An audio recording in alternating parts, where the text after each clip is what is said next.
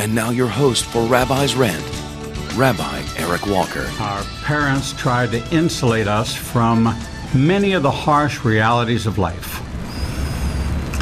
When the planning began and the vision started to unfold for this program, Revealing the Truth, it became clear to me there were many issues that believers are struggling with that are not being talked about from the pulpit. There's issues all around the world, and those issues take place in America as well.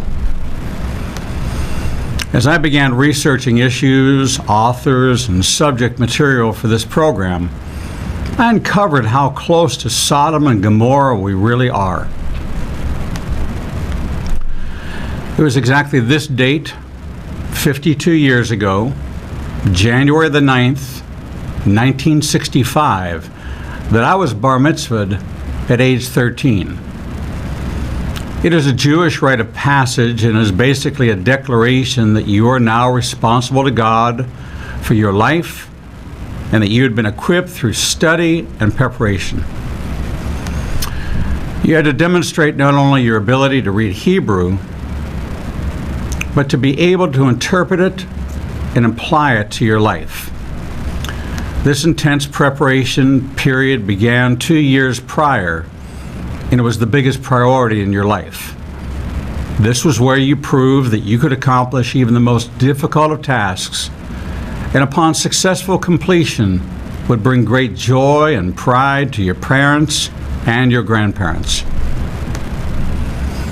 Many cultures have rites of passage, and the average age for these events occurs at or around the age of 13.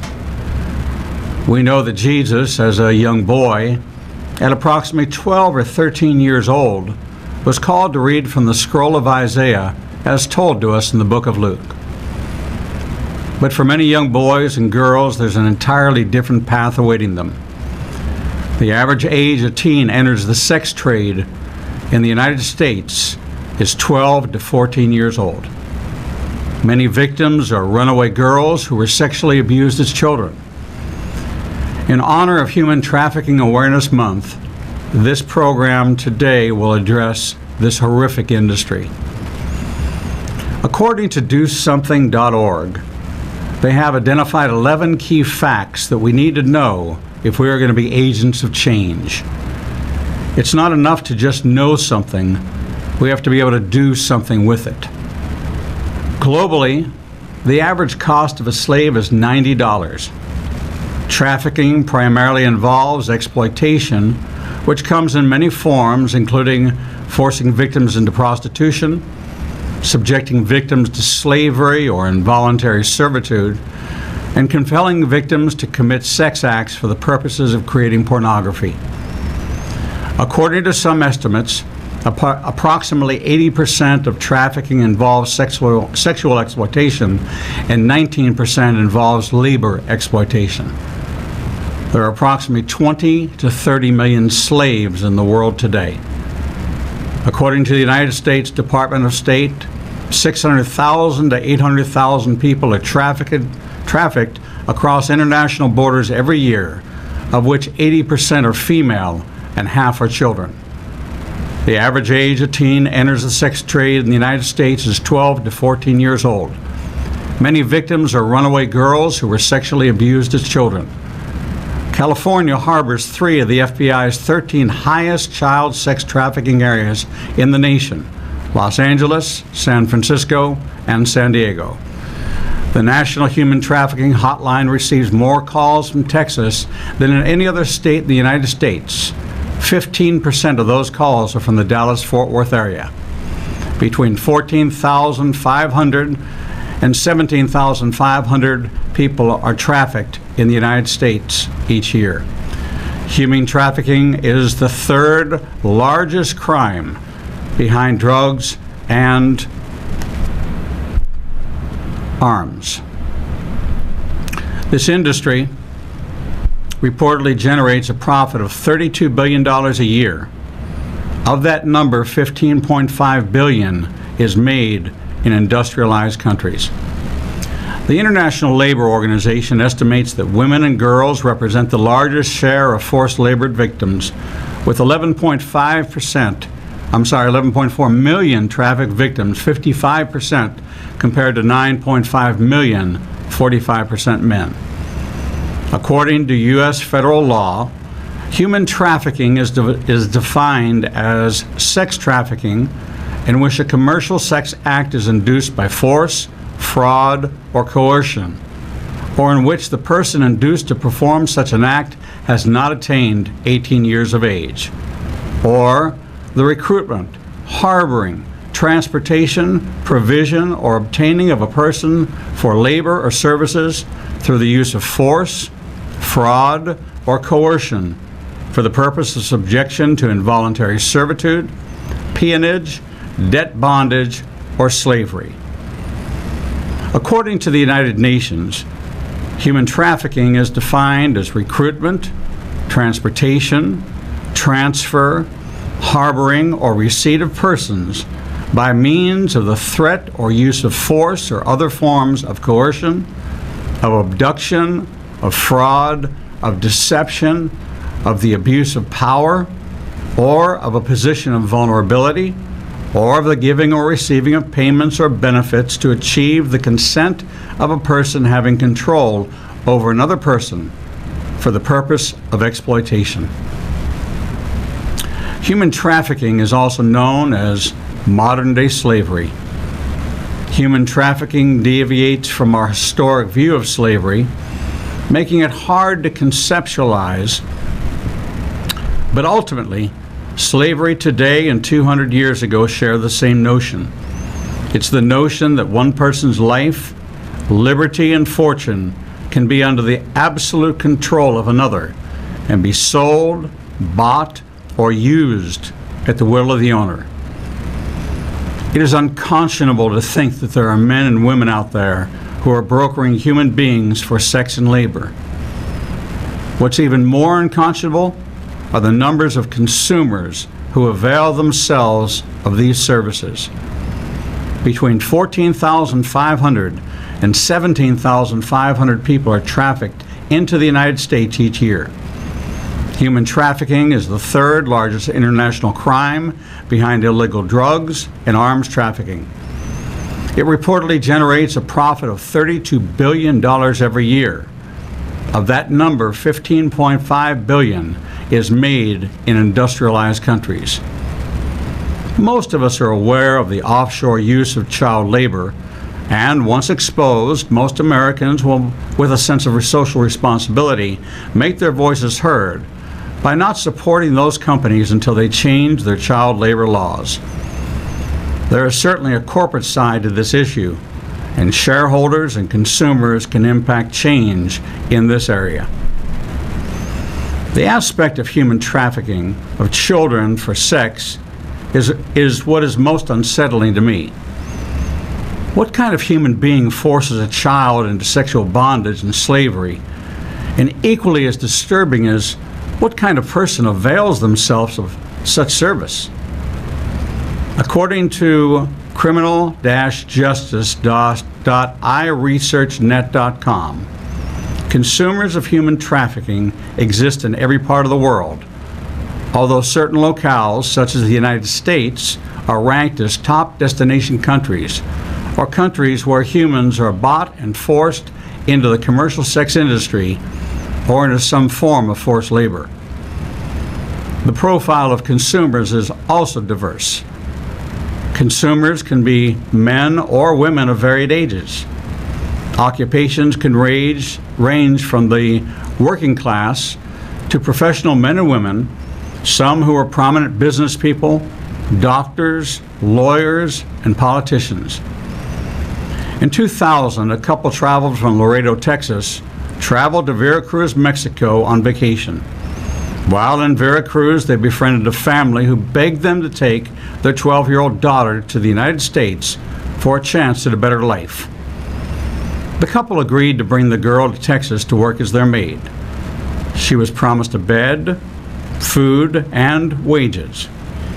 After smuggling the girl into the United States, The couple soon began to restrict her calls home. She was later not allowed to send money to her parents. Within weeks, the girl was kept outside the home where she slept and ate. She was later shackled to an old tire and beaten repeatedly. The story is told in Girl Reunited with Parents, 2001. A recent news report exemplifies the wide-ranging profile of consumers. In Long Island, New York, a millionaire couple who owned and operated a perfume business was arrested for holding two Indonesian women captive for 5 years.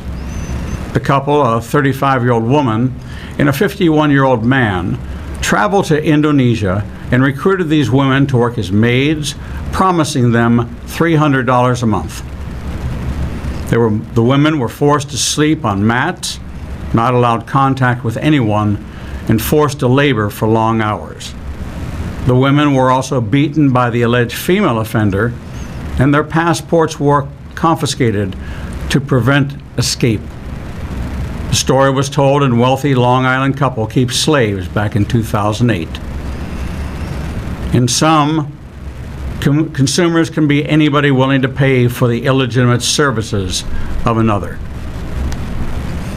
As we often say here during the Rabbi's Rant, many of these consumers are self-professed Christians.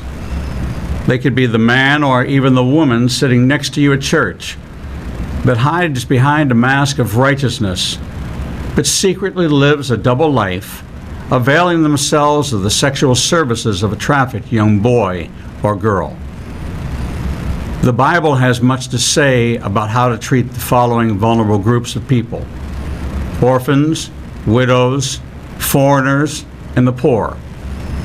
It is not coincidental that the majority of human trafficking victims fall into all four of these categories: orphans, widows, foreigners, and poor.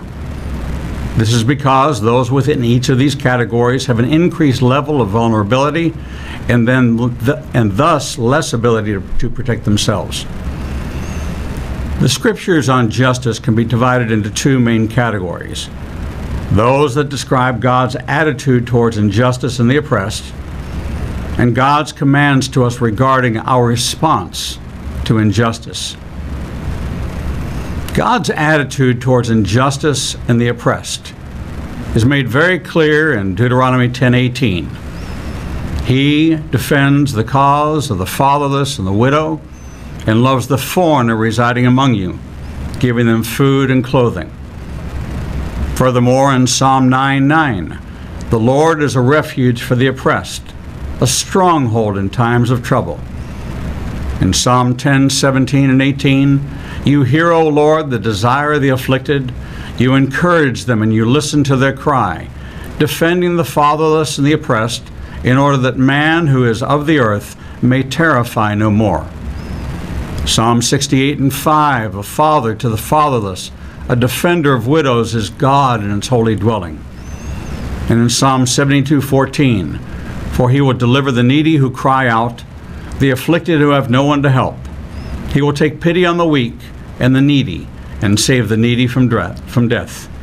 He will rescue them from oppression and violence, for precious is their blood in his sight. In Psalm 103:6, the Lord works righteousness and justice for all the oppressed.